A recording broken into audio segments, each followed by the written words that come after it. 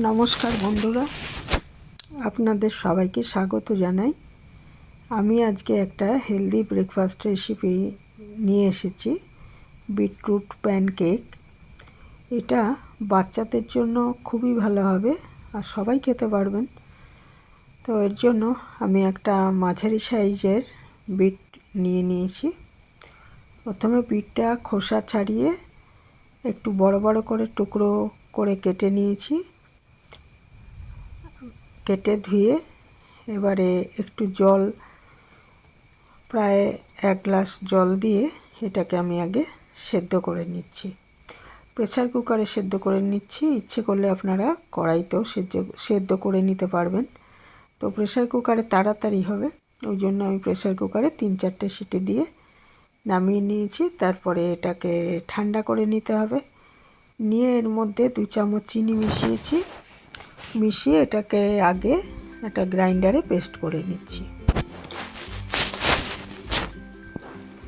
Paste করে নেওয়ার পর যদি মনে হয় যে এটা ছাঁকা প্রয়োজন তাহলে ছেঁকে নেবেন, না হলে ছাঁকার দরকার নেই। খুব মিহি পেস্ট হয়ে গেলে আর ছাঁকার দরকার নেই। তারপর এর মধ্যে তো চিনি রয়েছে, 2 চামচ মতো দিয়েছি আমি, কারণ বিট এমনিতেই খুব মিষ্টি, কাজে বেশি চিনি দেওয়ার দরকার নেই। চিনির বদলে এখানে মধুও দিতে পারেন। আর আমি ছোট 1 বাটি দুধ এর মধ্যে মিশিয়ে দিলাম। দুধ মিশিয়ে এই বিটের যে রসটা, সেদ্ধ করা যে রসটা রয়েছে বা পাল্পটা আমি ছাঁকিনি, সামান্য পাল্পও রয়েছে,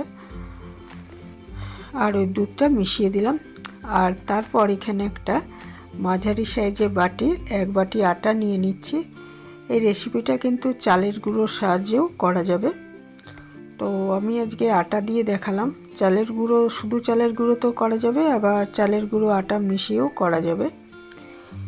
এগুলো সব খুব ভালো মতো একটু মিশিয়ে নিচ্ছি, ফ্যাটানোর মতো করে ভালো করে মিশিয়ে নিচ্ছি। আর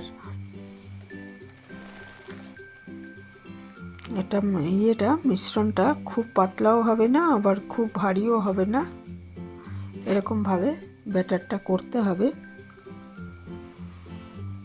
কারণ এটার প্যানকেক বানাবো, কাজেই খুব পাতলাও হবে চলবে না, আবার খুব ভারীও চলবে না।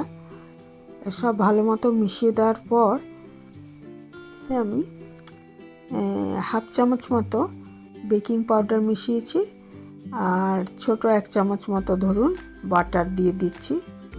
দিয়ে বেকিং পাউডারটা দিয়েছি যে তাহলে একটু ভালো হবে আর কি, জিনিসটা একটু ফুলবে, ওই জন্য বেকিং পাউডারটা স্কিপ করতে পারেন। বিশেষ করে বড়রা যদি খান আর প্রেশার থাকে, হাই প্রেশার, তাহলে বেকিং পাউডারটা দেওয়ার দরকার নেই। আর বাটারটা দিয়ে দিয়েছি একটু, দিয়ে এটা খুব ভালো মতো মিশিয়ে নিচ্ছি। ভালো মতো মেশানো, ফেটানোর মতো করে মিশিয়ে নিচ্ছি। মিশিয়ে নেওয়ার পর মিনিট 5 রেখে দেবো। তারপর এটা দিয়ে প্যানকেক বানাবো। তো ভীষণ ভালো হয় খেতে, বাচ্চাদেরও খুব পছন্দ করে খাবে। এবং বিট আমরা জানি যে ভীষণ উপকারী, রক্ত তৈরি হয়, যারা অ্যানিমিয়ার রোগী তাদের জন্য খুবই ভালো। আর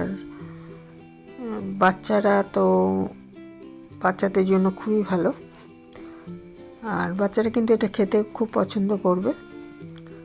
তো চিনির বদলে এখানে মধু দিতে পারেন।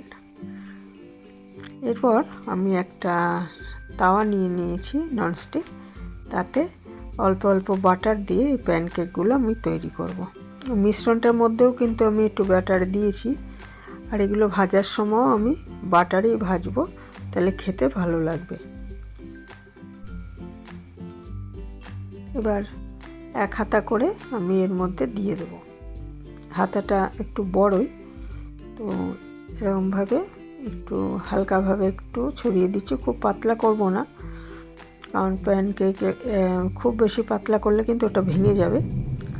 তাহলে এইভাবে দিয়ে এটা উপরটা যখন শুকিয়ে যাবে তখন এটাকে উল্টে দিতে হবে এবং 2 পিঠ খুব ভালো মতো ভেজে নিতে হবে। তো ওপরটা শুকানোর কাজটা তাড়াতাড়ি করার জন্য ওপরটা ঢেকে দিতে পারেন। তো 1.5-2 মিনিট ঢাকা দিয়ে রেখে তাহলে আবার ওটাকে ঢাকাটা খুললে ওপরটা যখন শুকিয়ে যাবে তখন বুঝতে হবে হয়ে গেছে, তখন একটা খুন্তির সাহায্যে উল্টে দিতে হবে।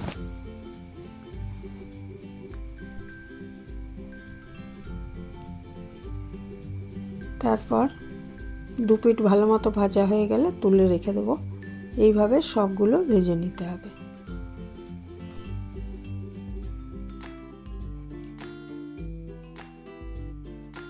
এটা আমি উল্টে নিচ্ছি, উল্টে 2 পিঠ ভালো মতো ভেজে নেব এবং একই রকমভাবে সবগুলো করে নিতে হবে। আর সবগুলো হয়ে গেলে এটার উপরে একটু মধু ছড়িয়ে দিতে পারেন, তাহলে দেখতেও ভালো লাগবে, খেতেও ভালো লাগবে। আর সকালবেলা ব্রেকফাস্টের জন্য যদি বানান তাহলে ওপরে কিন্তু পছন্দ মতো কোনো ফলের টুকরো দিতে পারবেন, যেমন কলা বা